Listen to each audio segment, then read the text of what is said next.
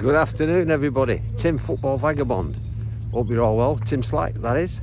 Ex-professional player, semi-professional player for over 11 seasons. Coached in different countries around the world. And the topic today is about coaching and the criticism that Graham Potter received from his own fans after last night's thrashing by Chelsea. And so just to carry on with a quick intro, is I'm down here at Applecross. So as you can see, they're playing tennis behind me. Okay, can you see it? The weather's a little bit iffy today, but anyway, hopefully I'll be playing tennis soon. And so the thing is, I've worked as a coach educator. I've been involved in the game for over 60 years. Okay, as a player, I've played for many years. But this topic or this story is about coaching. And so I whenever I got injured as a young player, I used to go on coaching courses. So I keep my hand in, part of my rehabilitation, and learn. Because at the end of the day, football is all about learning, and you'll never stop learning. Okay, because if you think you know it all in football, you're finished, because you never will. So, all right. So I've coached for Manchester County FA as a coach educator. I've coached here because I'm here at Applecross actually today.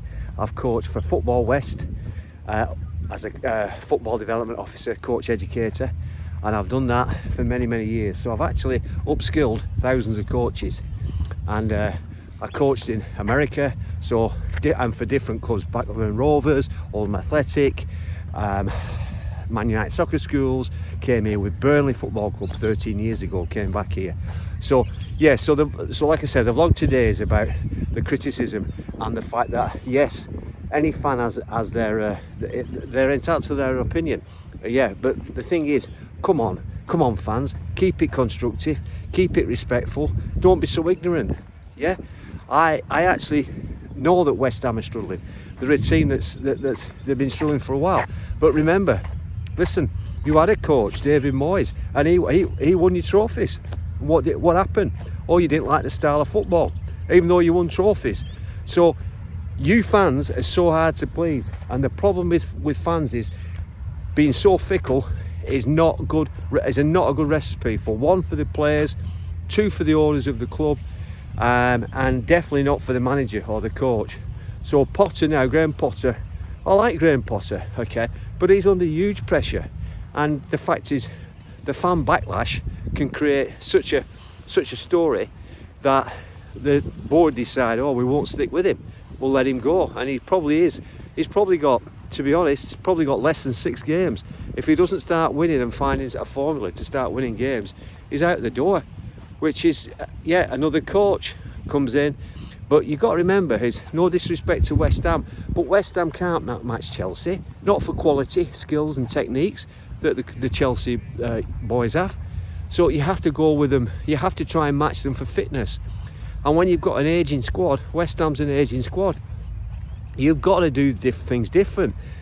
You can be super fit and in your 30s, doesn't mean that you've got the athleticism that's needed to be able to spring off one challenge across to the next challenge. I'll give you an example. Casado, absolute super player.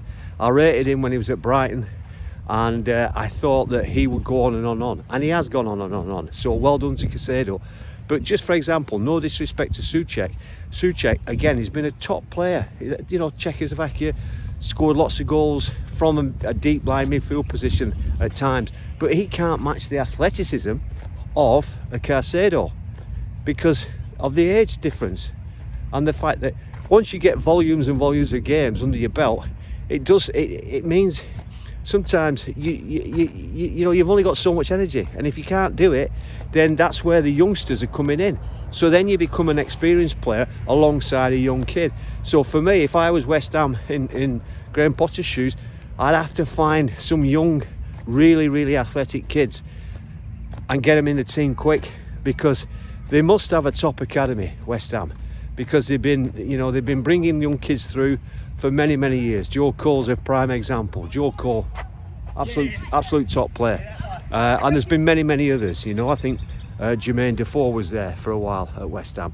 So, you know, they do produce players, but you've got to get the team to gel. And if the team's not gelling, it's going to be really hard for you.